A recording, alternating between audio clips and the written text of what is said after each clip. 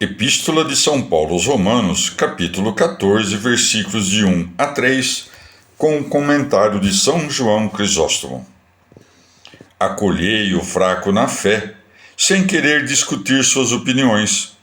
Um acha que pode comer de tudo, ao passo que o fraco só come verdura. Sei que para muitos o que foi dito é difícil de entender.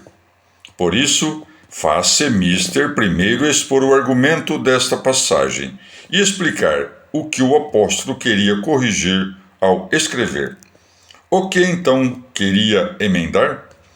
Muitos dos fiéis eram judeus que, presos por consciência aos preceitos da lei, até mesmo após terem aderido à fé, guardavam as observâncias relativas aos alimentos, não ousando absolutamente afastar-se da lei. Em seguida, para não serem surpreendidos, abstinham-se não apenas de carne de porco, mas de toda espécie de carne, e comiam apenas hortaliças, de sorte que mais parecia jejum do que observância da lei. Outros ainda, mais perfeitos, nada disso praticavam, e tais observâncias lhe eram onerosas e molestas. Eles exprobravam, acusavam e causavam tristeza. São Paulo receava que, buscando emendar um pouco, tudo revolucionasse e, querendo levar os outros à indiferença a respeito dos alimentos, fizesse com que eles abandonassem a fé e, antes do tempo oportuno, esforçando-se por emendar globalmente, infligissem dano a respeito do principal, removendo-os por assíduas repreensões da confissão a Cristo, de modo que em ambos os casos ficassem incorrigíveis. Vê quanta prudência emprega e, com a costumeira sabedoria, cuida de prover a ambas as partes. Com efeito, não ousa dizer aos que repreendiam: fizestes mal, para não confirmar os outros em suas observâncias, mas nem de outro lado assegura que eles agiram bem, para não tornar mais fortes os acusadores, mas institui com medida a repreensão. Quer censurar os mais fortes, mas dirige-se aos outros, referindo-se aos primeiros. Não provoca muito aborrecimento a espécie de correção que, dirigindo a palavra a um, pressiona ao outro. Nem deixa aquele que é censurado irar-se, mas imperceptivelmente aplica o remédio da correção. Observa com que prudência procede, atuando oportunamente.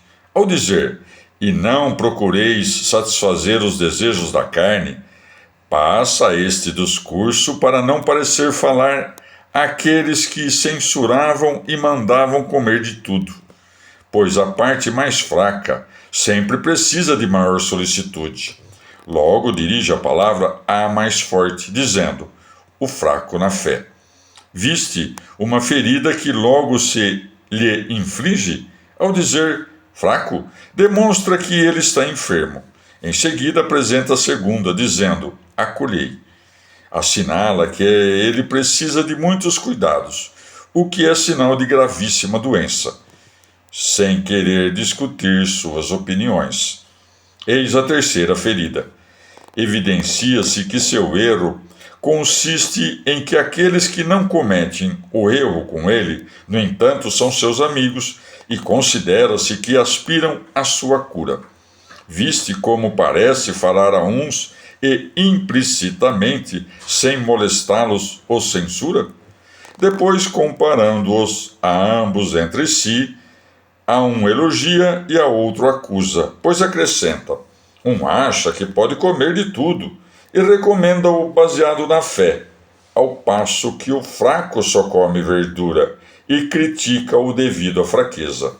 Após ter infligido um ferimento oportuno, consola-o nesses termos: quem come, não despreze aquele que come. Não recomenda, deixa, não diz, não acuse, nem não corrija, mas não vitupere, não repila, mostrando que eles agem de modo muito ridículo. A respeito do outro é diferente. Como é? E aquele que não come, não condene aquele que come. De fato, os que eram mais perfeitos os desprezavam, como sendo de fé diminuta, falsos, bastardos e ainda judaizantes. Também julgavam-nos prevaricadores, ou ainda glutões, muitos dos quais provavelmente provinham dos gentios. Por essa razão adicionou, porque Deus o acolheu. Relativamente ao outro, não se expressou dessa forma, embora o que come fosse desprezado como uma espécie de glutão. Era julgado o que não come de certo modo, como sendo de fé diminuta.